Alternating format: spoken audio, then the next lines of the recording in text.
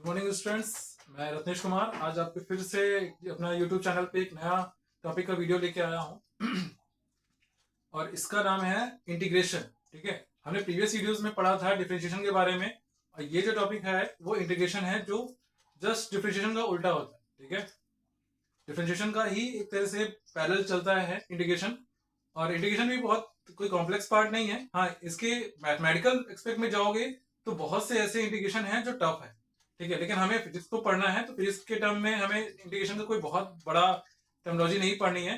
बस इंटीग्रेशन आना चाहिए, ये होना चाहिए बस। ठीक है, इंटीग्रेशन में परफेक्ट रहो कि हाँ आपको बेसिक इंटीग्रेशन आना चाहिए। बेसिक डिफरेंशिएशन मैंने सिखाया पिछले प्रीवियस वीडियो में।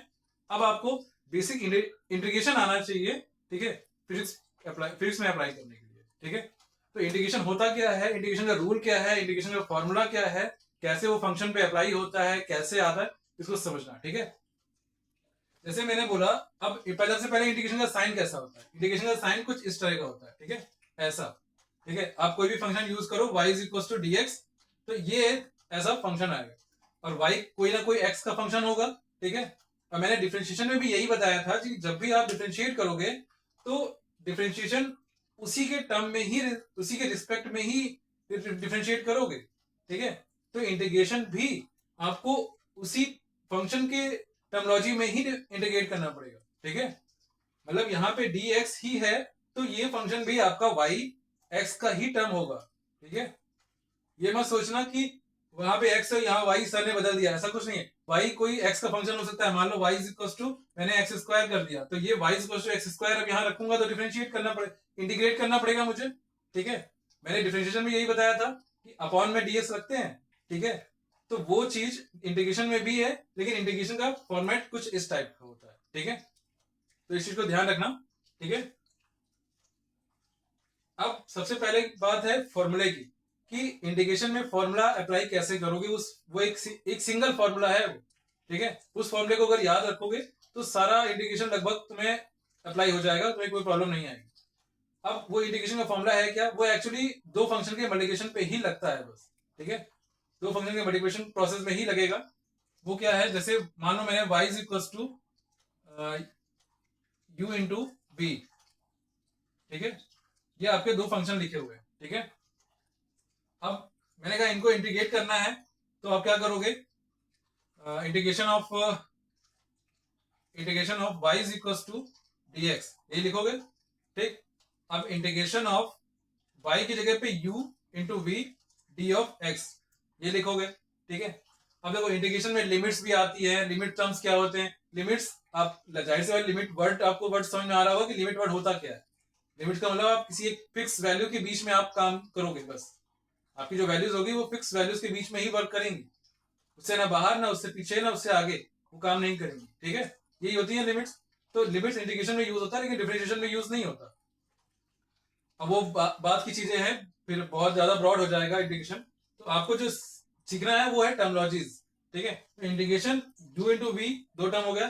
अब आप इंटीग्रेट करोगे जब, तो इंटीग्रेशन होगा कैसे, पहले को first and dot integration of B D X. ठीक है, minus integration of D by D X of first into integration of B D x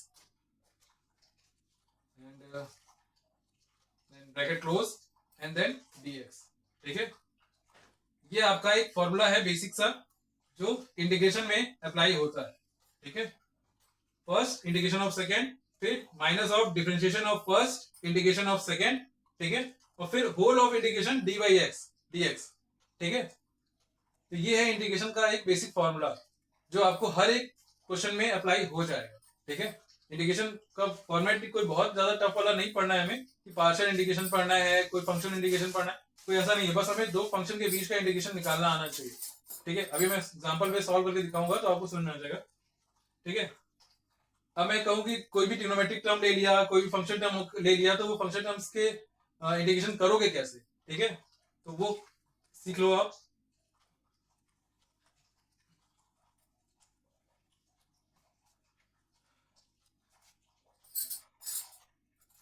जैसे मैंने कहा कि y इज इक्वल टू मान लो x की पावर n है, ठीक है, सबसे पहला यही लेके चलते हैं, y इक्वल टू x की पावर n, इसको मुझे इंटीग्रेट करना है तो क्या करूंगा, मैंने कहा कि y is equal to sorry integration of y dx, ये dx में बार बार क्यों ला रहा हूँ, ये डिफरेंशिएशन का ही फॉर्मेट से ही आ रहा है, ठीक है। अगर मैं समझाने की कोशिश करूं तो आपको dy बाई dx तो पता ही होगा, यही होता है। इसको इंटीग्रेशन में जब मैंने चेंज किया तो मैंने क्या लगाया, जब कोई आपको y का फंक्शन आया होगा यहाँ पे, ठीक है, अब dx आपका इधर आ गया, ठीक है, y का टर्म जो था वो डिफरेंशिएट इंटीग्रेट होने के लिए y का टर्म आ गया, ठीक है, और जो d वाला टर्म था वही इंटीग्रेशन का साइन बन गया, ठीक है। तो डिफरेंशिएशन से ही इंटीग्रेशन बन रहा है, कोई अलग चीज नहीं है, ठीक है। अब मैंने कहा कि x की पावर n को इंटीग्रेट करना है तो क्या टर्म आएगा, मैंने कहा ऐसा कुछ लिखा मैंने, उसके बाद अब इंटीग्रेशन ऑफ y का टर्म क्या है, x की पावर n dx, ठीक है, और x की पावर n जब इंटीग्रेट करोगे तो ये आएगा x की power n plus one upon n plus one और विद अ कांस्टेंट साइन। अब ये कांस्टेंट टर्म क्यों आ रहा है, क्योंकि हमारे पास लिमिट नहीं दी है, जब लिमिट दी होती है तो कांस्टेंट टर्म हम नहीं यूज करते हैं, ठीक है। इंटीग्रेशन का ये रूल्स है, इनको याद करते चलना, ठीक है। कभी भी जब लिमिट्स दी होती है तो हम कांस्टेंट टर्म का इस्तेमाल नहीं करते हैं, ठीक है, लेकिन जब लिमिट नहीं दी है तो हमें कांस्टेंट टर्म अप्लाई करना पड़ता है, ठीक। तो x की पावर n का जब मैंने इंटीग्रेशन किया तो वो क्या मिला मुझे, x की power n plus one upon x की power upon n plus one, ठीक है। तो ये इंटीग्रेशन मिल गया मुझे। अब मान लो मैंने कहा कोई ट्रिग्नोमेट्रिक टर्म लिखा हो कि y is equal to sine X, ठीक है, साइन एक्स का इंटीग्रेशन चाहिए मुझे, तो फिर मैंने कहा कि y integration of y dx, ठीक है, y इज इक्वल टू क्या था, y is equal to sine x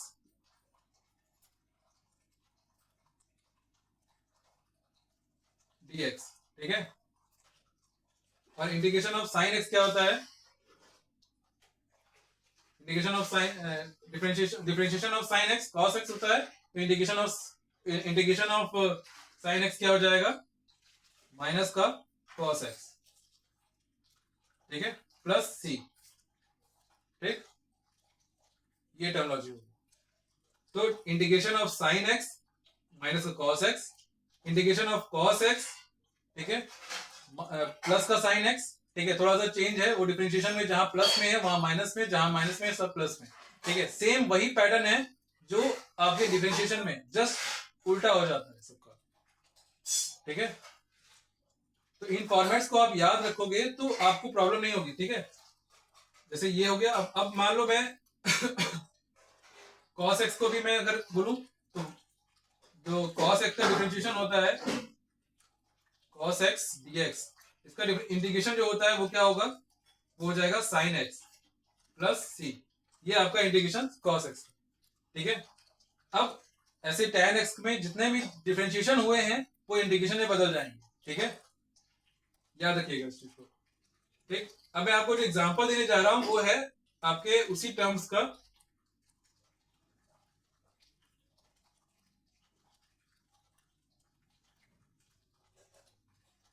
सबसे पहले एक ऐसा फंक्शन लेते हैं जो y is equal to X की पावर में है, मान लो x की पावर 5 लिखा हुआ है, इसको मुझे इंटीग्रेट करना है तो क्या करूंगा, इंटीग्रेशन ऑफ y dx, तो क्या बन जाएगा, इंटीग्रेशन ऑफ x की पावर 5 dx, इंटीग्रेशन का साइन लगा है, इंटीग्रेट करा मैंने, तो x की power 5 plus one upon 5 plus one plus C, sorry अभी प्लस सी नहीं आएगा, प्लस सी बाद में आएगा लास्ट में, हमेशा कांस्टेंट टर्म को आप लास्ट में लिखोगे, ठीक है। x की power 5 plus one that is x की पावर 6 अपॉन 6, ठीक है, और प्लस c, ये आपका आ गया डिफरेंशिएशन ऑफ x की पावर 5, ठीक। अब मान लो मैंने कहा कि कोई फंक्शन लिखा हुआ है y is equal to x into sine X, ठीक है।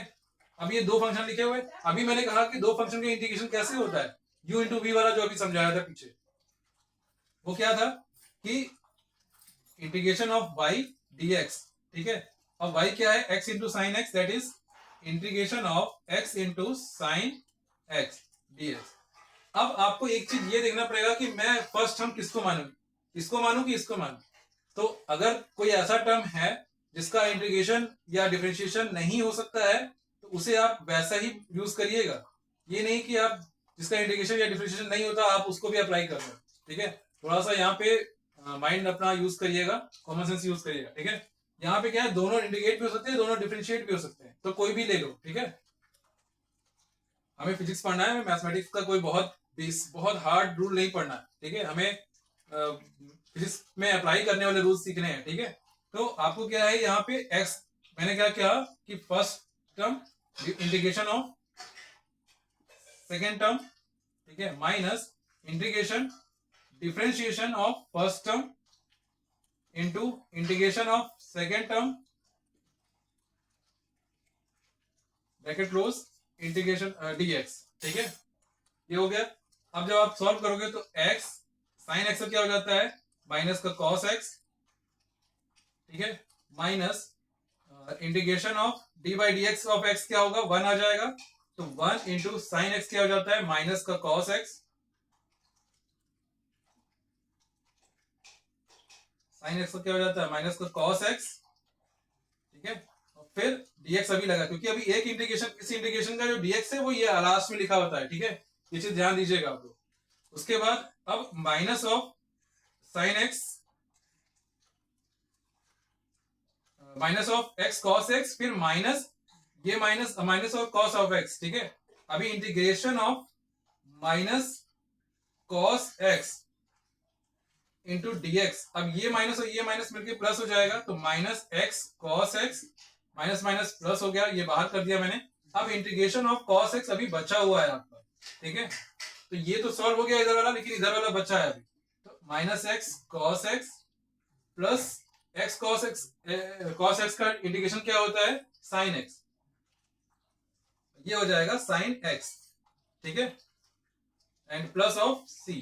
तो जो आपका एक्स साइन एक्स का इंटीग्रेशन आया वो क्या आया, अब आप थोड़ा सा साइन इधर उधर कन्वर्ट कर सकते हो, चेंज कर सकते हो, sine x minus x cos x plus C, ये आपका क्या आ गया, एक्स साइन एक्स का इंटीग्रेशन आ गया, ठीक है। तो इंटीग्रेशन का प्रोसेस ऐसे चलता है, जो अभी मैंने बेसिक फॉर्मूला आपको दिया था इंटीग्रेशन का, ठीक है। इंटीग्रेशन का रूल, ये दो चीजों को याद रखिएगा, ठीक है, भूलिएगा नहीं, क्योंकि आपको इंटीग्रेशन आना चाहिए। जैसे 1 अपॉन एक्स का इंटीग्रेशन क्या होगा, तो 1 अपॉन एक्स का इंटीग्रेशन वही होगा जो 1 अपॉन एक्स डिफरेंशिएशन में आया था। किसका डिफरेंशिएशन आया था, वो log x का डिफरेंशिएशन आया था, log x बेस ही का डिफरेंशिएशन क्या आया था, 1 अपॉन एक्स, और इंटीग्रेशन ऑफ, क्योंकि अब log x बेस ही का इंटीग्रेशन नहीं हो पाएगा, ठीक है, वो जस्ट 1 अपॉन एक्स का इंटीग्रेशन होगा log x बेस ई, ठीक है।